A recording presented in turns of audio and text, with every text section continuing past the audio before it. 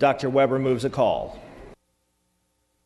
Moving to AB 92, the clerk will read. Assembly Bill 92 by the Committee on Budget, an act relating to water, making an appropriation, therefore, to take effect immediately, bill related to the budget. Dr. Weber, you may open.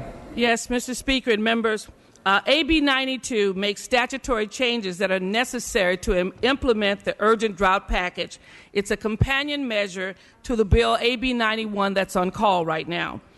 This AB 92 includes 6 main elements. First, it enhances the authority of the Department of Fish and Wildlife to prevent illegal water diversions. The 4th year of drought is affecting fish and wildlife in catastrophic ways. This strain is exacerbated by illegal marijuana growing operations that divert water directly out of the streams or siphon it and truck it to their operation. This bill enforcement provisions are narrowly crafted to deal with illegal water diversion affecting natural resources. Second, it allows the State Water Board to use its cleanup and abatement account to fund drought-related actions such as providing emergency drinking water supplies. Third, it directs $10 million in Prop 1 monies to the Cal Conserve Revolving Fund for water efficiency and leak repair pilot projects. Fourth, agencies receiving water package funding are directed to use the Conservation Corps, where feasible, for restoration of other similar work. Fifth, it creates a first-of-its-kind Office of Sustainable Water Solutions as a new unit within the drinking water program at the State Water Resources Control Board. This office will help small communities apply for state and federal funds to help clean up drinking water and access treatment technologies. And finally, the bill suspends state contracting provisions for drought emergencies. Some communities in California have literally run out of water, and there are likely to be more.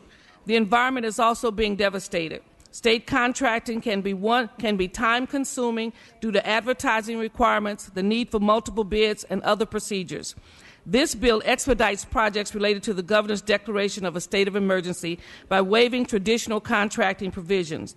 But it also ensures accountability and public oversight by listing those contracts on the state drought website. I urge and I vote on AB 92. Seeing no discussion or debate. There go the microphones. Mr. Gallagher, you are recognized.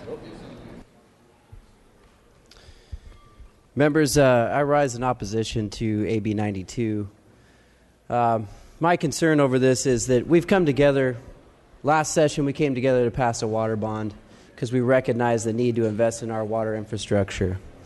And earlier with the previous bill, we expedited that funding to make sure that we're doing what we can to help address the concerns of this very immediate and serious drought. With this bill, we're talking about changing policies to help address the drought. And policy is very important to how we implement these things in the future. And I think the first thing that we should notice about this bill is what's missing. And I think one of the big things that is missing from this bill is that we are not allowing a streamlined CEQA process for new water storage. We need to build new water storage in this state in order to truly address future droughts. We don't want to be back in this situation again. So why not start the process now, if we're going to talk about policy changes, of making sure that these water storage projects can get off the ground right away. I just passed the Kings Arena as we walked in here, as I came in here this morning. Construction's going, that project's getting built right now. We had the will to streamline the CEQA process for the Kings Arena downtown. Do we have the will to streamline the CEQA process for these much-needed water storage projects that will help ensure that we're not back here again in 10 years when we're dealing with another drought, that we have the water storage and supplies that we need for all Californians? I'm also concerned about what's in this bill. It's a very broad and sweeping, expansive authority granted to the Department of Fish and Wildlife over diversions. And it also includes additional administrative fine and penalty authority that can be issued not just against marijuana growers. And I know that's a big issue, that there has been illegal diversions by illegal marijuana grows, especially up in my district and Assemblymember Dolly's district. And we've been really working hard to address those. And in fact, last year, if you'll remember, there was money appropriated to the California Water Resources Control Board to deal with just that very issue. My question is, what's happened with that money, and haven't we already appropriated money for that purpose? How come that has not been addressed with the monies that were appropriated last year? The problem with granting Fish and Wildlife these powers is that they're not going to just use them against marijuana growers. They're also going to use them against people who have water rights and people who have existing rights to divert water. And they're also going to use that. The language in this bill, as I understand it, gives power over all diversions, not just new diversions. The language in this bill right now says any diversion after 1972. So there are existing water rights, existing diverters who potentially could be subject to Fish and Wildlife's arbitrary will regarding whether or not those diversions impact fish. And let me just give you a real-life story, because this actually happened last year. Up in my district along the Deer Creek, Fish and Game had made a determination that the flows needed in that stream required that there be a curtailment along those streams, and a severe curtailment to farmers and ranchers who use that water along that stream. When that process went before the Water Board, as it currently does, and currently there's that discretion, the Water Board determined that actually their determination was 3 times greater than it should have been. And now we're going to give Fish and Wildlife this arbitrary authority to make that decision on the ground and to take away people's water rights and property rights when they don't have the expertise. They don't have the expertise in water hydrology. Fish and Wildlife is concerned with fish. They're concerned with wildlife. They're concerned with biology. They are not experts in hydrology and water rights. That's what the Water Resources Control Board is for. We need to respect that process, and we need to respect due process rights. And let's not say that this is under the auspices of just going after marijuana growers. I agree with you. We need to do that. We need to stop those illegal diversions. But let's make it specific to that. Let's not give broad, sweeping authority. 30 seconds. Let's not give broad, sweeping authority to an agency that doesn't have the expertise to make these determinations. We have a Water Resources Control Board that does have that expertise, that's working on these issues. And we also need to make sure that due process rights are protected for all Californians. Please don't allow this broad, sweeping change to go forward. And I would ask that we let's do it right now. This is our job. We can make this language better today, and I would ask that we do that before we move forward on this proposal. Thank you, members. Mr. Patterson, you are recognized. Thank you, Mr. Speaker. Members, there was bipartisan concern yesterday in Budget Sub 3 hearing with regard to some of the provisions in this bill. We all recognize the importance of addressing California's drought quickly.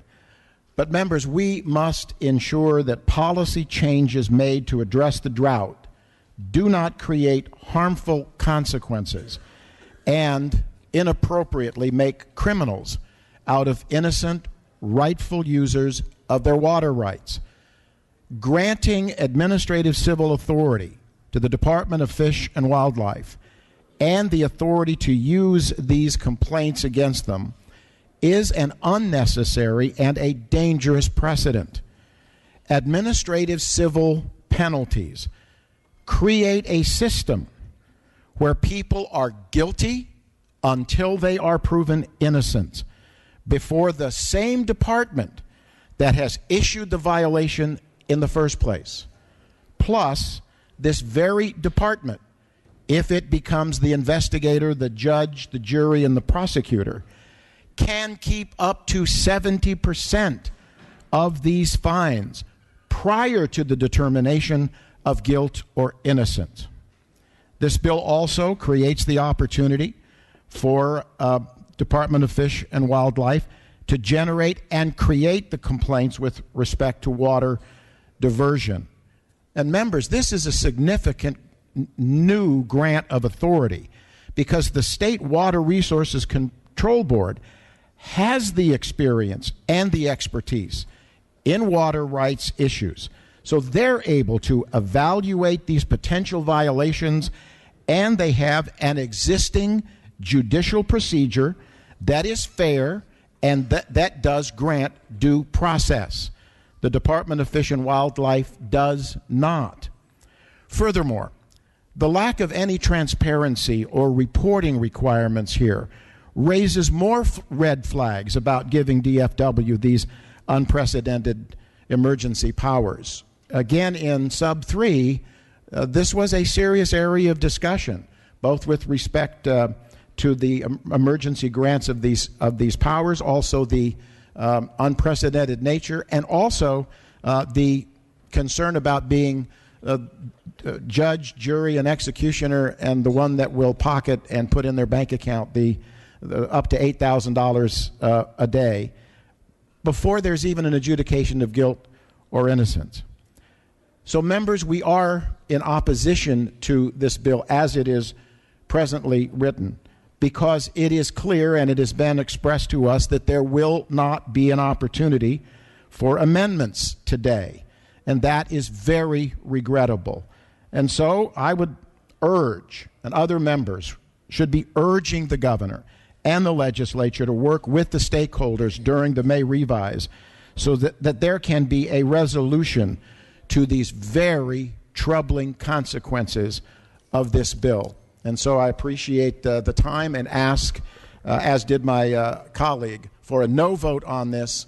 Let's go to the drawing board and let's fix the deficiencies. Thank you. Mr. Levine, you are recognized. Thank you, Mr. Speaker. I rise today in support of this critically needed legislation. I thank the leadership on both sides of the aisle and Governor Brown for working together on this. I also thank the author for bringing this measure forward. The drought is real. We are in the 4th year of low water supplies affecting every home and every industry in California. Inaction is simply not an option. Democrats and Republicans in both houses of the legislature are in total agreement about the scope of this problem. We also recognize that the drought may continue. If this drought goes on for a few more years, California will face an even greater crisis, one that will continue to challenge us to save, recycle, and reuse every drop of water. Today's vote authorizes more than $1 billion for drought relief and local projects to reinforce California's water infrastructure. The action we take today is necessary, but it is only a first step to addressing our long-term water needs. It won't solve the drought. However, this legislation will help make California more resilient in what may be the new normal brought about by climate change. With today's funding, we expedite water transfers, provide grants to promote efficiency, explore increased desalination, and coordinate drought responses between agencies, as well as protect habitat for fish and wildlife. To protect existing water resources, AB 76 gives the Department of Fish and Wildlife limited administrative enforcement authorities. But first, Fish and Wildlife must go through a rule-making process. This is so its procedures for notice and appeal are spelled out. This legislation also allows Fish and Wildlife to initiate complaints to the State Water Resources Control Board when they see illegal diversions. Remember, penalties will only apply to unauthorized diversions, nothing else. With this legislation, Fish and Wildlife officers will be better empowered to deal with these illegal water diversions and obstructions. And members, I've traveled this state. I've been to Porterville. I've been to places where we see just how hard hit communities have been by this drought crisis. I feel for these communities when we're talking about looking them in the eye and telling them that they can't have clean drinking water or that they don't have clean bath water. But I don't understand the move to turn a blind eye to illegal water diverters. This is something California must address and will address with this measure. Members, I ask for your aye vote. Thank you. Thank you, Mr. Levine. Mr. Wool, you are recognized at your desk. Yes, thank you, Mr. Speaker, and thank you to the leadership for bringing these important bills forward. I rise to supported 91. I will support AB 92.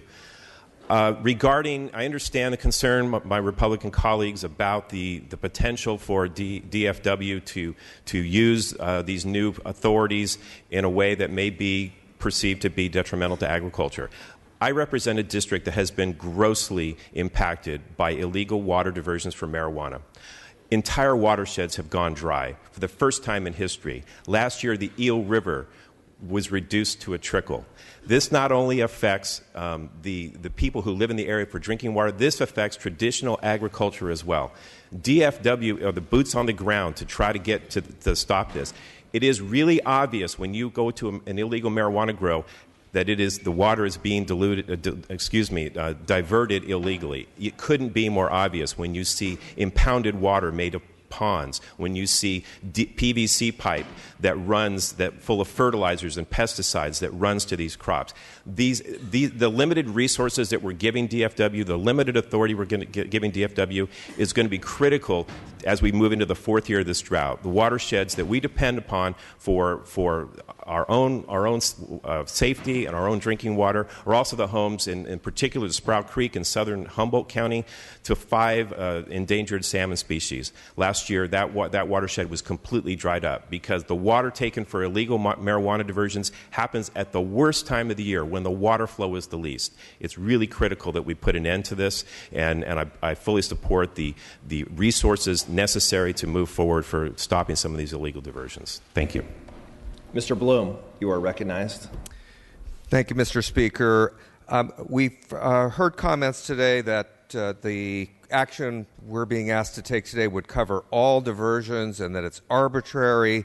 And I'd just like to reflect on comments that we heard from Director Bonham from Department of Fish and Wildlife yesterday, who very calmly spoke about this new authority that would be given to his department. And I would like to reassure members that Fish and Wildlife currently has very limited authority and will continue to only have limited authority in this area. The bill really only allows the department when it actually observes a new, an unauthorized, and a deleterious diversion of water. It's not any diversion of water. It has to meet these criteria. Only then will the department be able to do something it can't do now, and that is initiate a complaint.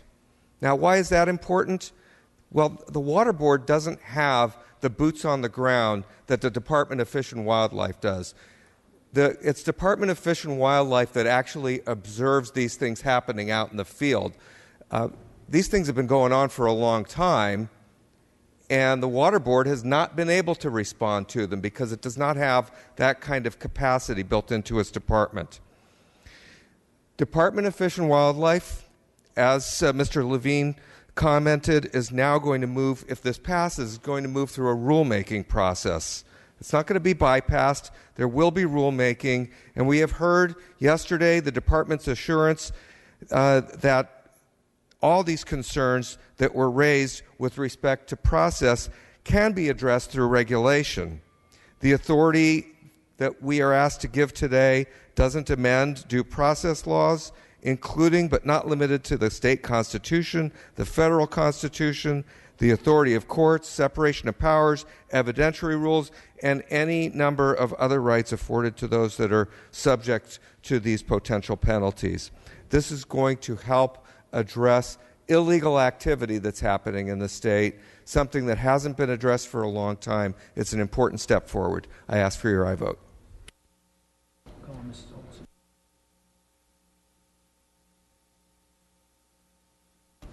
Thank you, Mr. Bloom. Ms. Olson, you are recognized.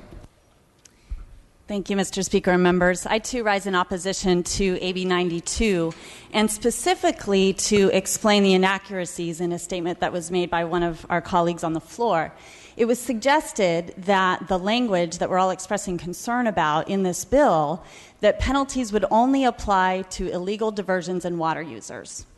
That is simply not true. Today, when that is discovered, and we would all stand against illegal diversions and illegal water uses, but today, when that is discovered, there is an impartial, separate appeal process where that property owner can make a case. And there are many, many examples of when that initial alleged violation has been overturned and found to be untrue. And those water rights have been restored to the property owner. What this bill now does is it says that Department of Fish and Wildlife is both the prosecutor and the judge. And that is not proper due process. Think about it in a courtroom. We have an impartial judicial system for a reason. If somebody is being arrested for a crime, the person prosecuting that individual for a crime is not allowed to also decide the ultimate decision on the case. The prosecutor is not the judge. Those are two different people in two separate systems. And that's all we're asking for. We should absolutely be going after illegal diverters of water. We would all agree to that. But let's give them the process and the ability to make a case in front of an impartial judge or an impartial process where then they can get a fair hearing, and then that violation either stands or is overturned. And as I said, it's been overturned a number of times in the past.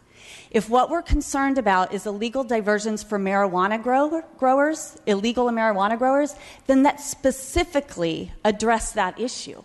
But to put such broad language in a bill that allows fines of up to $8,000 every day, and to provide no process for that property owner, that water rights holder, to be able to make his or her case to a fair, impartial process is not, it's just un-American.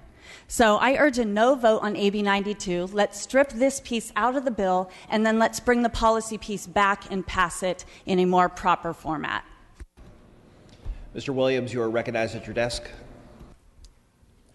Mr. Speaker, members, what would be un-American, in my view, would be to prosecute individuals that are marijuana growers for diverting water, but not go after anybody else who's breaking the law. That's called unequal protection and is very unsound constitutionally. We do not have enough water to tolerate people illegally diverting water. Let me tell you, because I headed a joint powers agency on water, what the deleterious effect of illegal diversions is.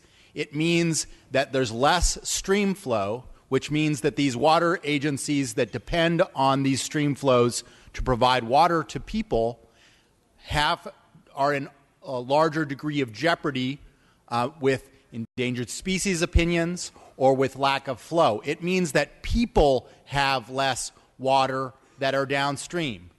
And when an individual is taking away a water that is meant for a downstream user and doing so illegally, we need to have the enforcement capability to deal with it. I ask for your aye vote. Thank you, Mr. Williams. Madam Speaker, you are recognized. Thank you, Mr. Speaker. Members, I want to thank you for the important discussion that we're having today, and certainly for the timely action that we're about to take. This is what we promised the voters that we would do.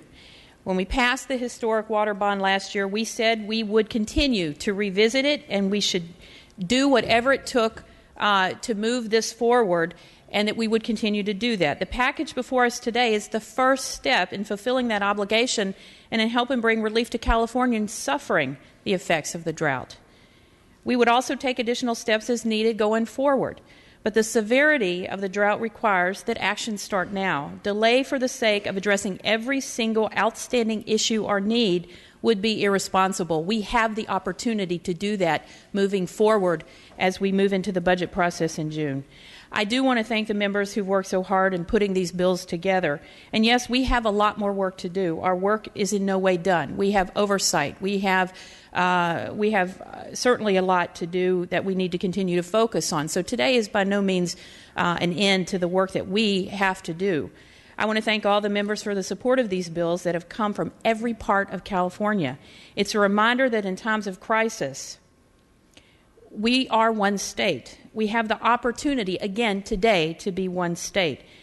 But I want to, just to address the issue raised by my colleague and the Republican leader, we have a process in place right now. It's called the Administrative Procedures Act. We use it in every other agency within this state to ensure that there is due process and right to cure.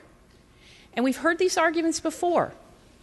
When we talked about giving authority to the Coastal Commission to administer fines, and everyone said that it would be, people would be fined lots of money per day. 2,000 cases we have solved today since that action last year with not one single fine, with the ability for due process and right to cure. So we have precedent, we have procedures in place that every other agency that has fine authority to allow due process, and that's what we want. There is no need to go after people when you can have a right to cure and you can address the system and the problem and fix it. That's what we're trying to do today. I think we have an opportunity to continue to keep faith with Californians, and particularly those who are struggling.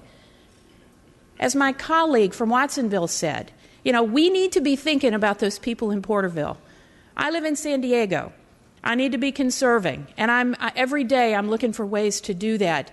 And I'll tell you, what's on my mind every single day are farmers who are trying to figure out how to have an adequate supply to feed our state and this nation, and the people in Porterville and the people in communities that don't have access to clean drinking water and actually have to figure out every day a plan for how they're going to take a shower or get water for their kids. Now, I grew up in Appalachia. We carried water.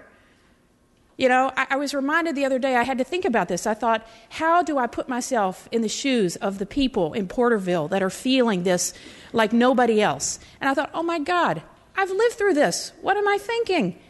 I grew up carrying water from a spring, heating it on a stove to take a bath. So, you know what? We have the ability to make sure. I find it outrageous that we have people in our state that have to live like that in the richest state, in the richest country in the world. So we can talk about how to make it fair and due process, and we have.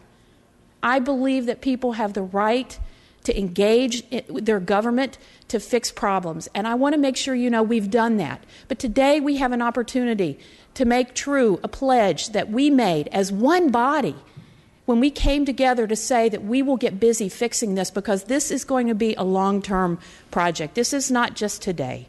We're going to come back, and for everybody who has input, we want to hear it. We want to take it. We want to enhance and make things better as we move forward. We have the opportunity to do that, and we have risen to the occasion. Like my colleague said, I do not want to see 8 years more before we find a way to look at the infrastructure throughout the state. We have an incredible opportunity. So while there may be issues we need to continue to work on, I would urge this body to support this action today. This is our opportunity. And you're going to have opportunities moving forward to continue to be part of this dialogue. And I appreciate everyone that has been part of it, particularly as we look for real solutions. I urge and I vote.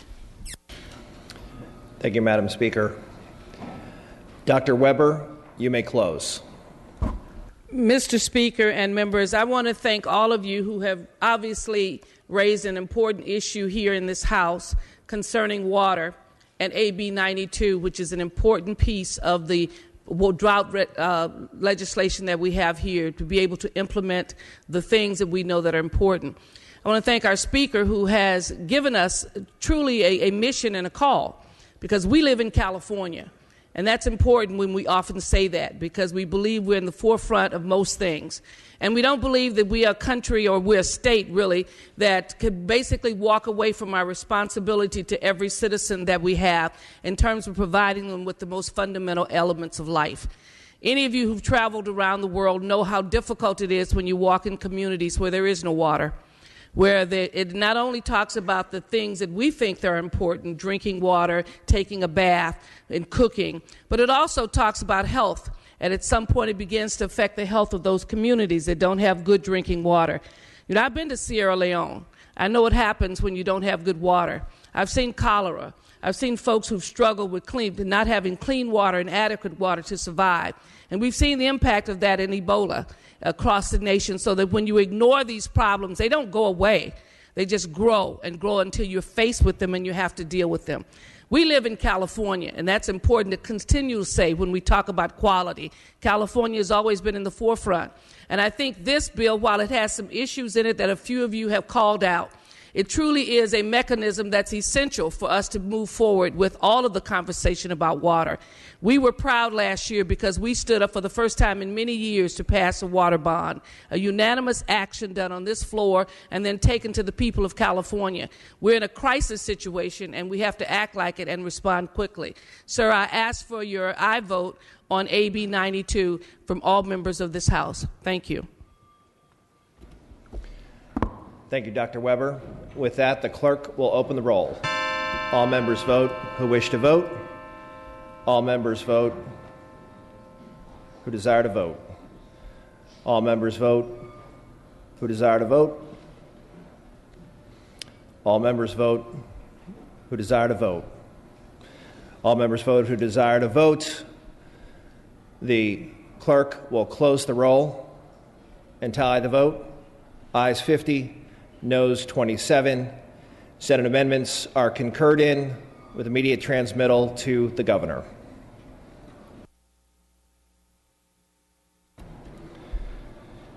Members, I am prepared to lift the call on AB 91. Clerk will post. All members vote who desire to vote. All members vote who desire to vote. All members vote who desire to vote.